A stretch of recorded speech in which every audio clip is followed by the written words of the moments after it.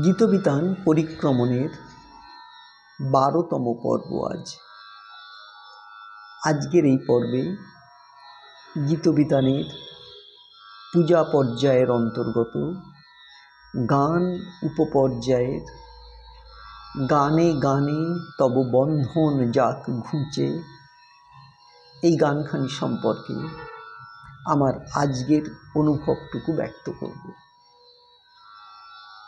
দাদরা তালে আশা ভৈরবীর সুরে কবি গানখানিকে ইংরেজি 25/9/1926 সালে রচনা করেছিলেন।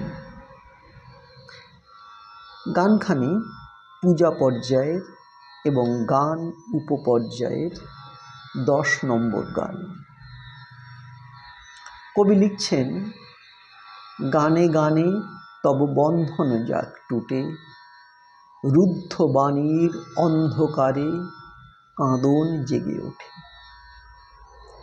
বিশ্বকবির চিত্ত মাঝে ভুবন বীণা যেথায় বাজে, জীবন তোমার সুরের ধারায় পড়ুক সেথায় লুটে।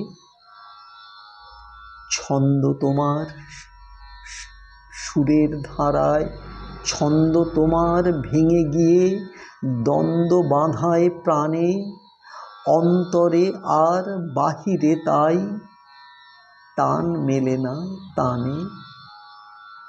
সুর হারা প্রাণ বিষম বাধা, সেই তো আঁধি সেই তো ধাঁধা, গান ভোলা তুই গান ফিরে নে, যাক সে আপদ ছুটে।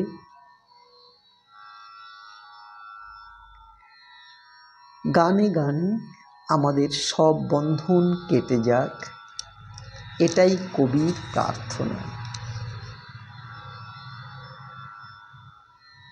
কিন্তু বন্ধনটা কিসের? বন্ধনটা অজ্ঞানতার। অজ্ঞানতাই আমাদের নাক পাশের মতো বেঁধে রেখেছে।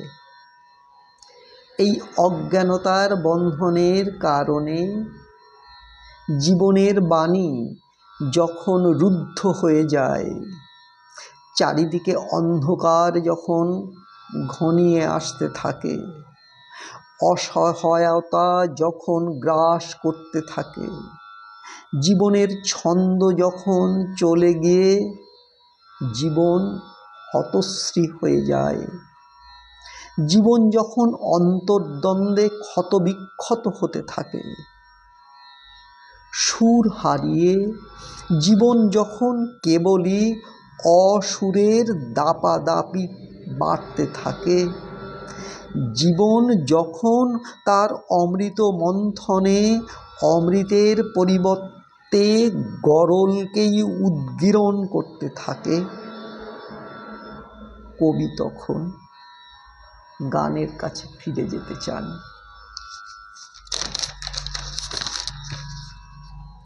দেখুন, এ শুধু কথার কচকচানি কিন্তু নয়। আলো থাকলে যেমন অন্ধকার থাকবেই, জীবনে তেমনি অসুরের দাপাদাপি, অসুখের গাঢ় কালো মেঘ, অশান্তির দুঃসহ যন্ত্রণাকে আমরা কেউই অস্বীকার করতে পারব না।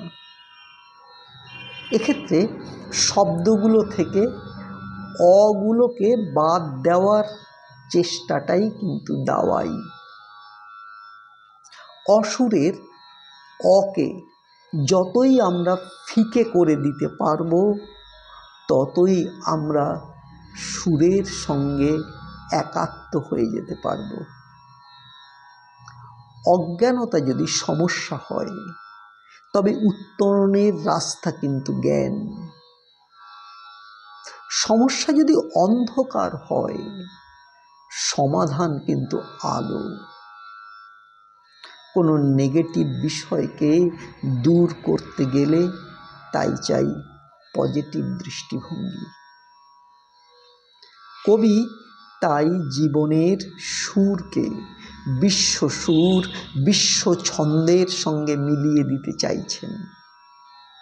কেননা যদি আমরা বিশ্ব সুরের, বিশ্ব ছন্দের সঙ্গে নিজের সুর এবং ছন্দকে মিলিয়ে দিতে পারি, যদি ব্যষ্টির থেকে আমরা নিজেদেরকে সমষ্টিতে উত্তরণ ঘটাতে পারি, তবে সব দ্বন্দ্ব, সব সমস্যার সমাধান হয়ে যাবে, আলো জ্বলে উঠবে, জীবন পূর্ণ হয়ে উঠবে। সুর, ছন্দ, গান, এই শব্দগুলো এখানে কিন্তু প্রতীকী মাত্র। এগুলো সবই আমাদের শুভ বোধের প্রতীক।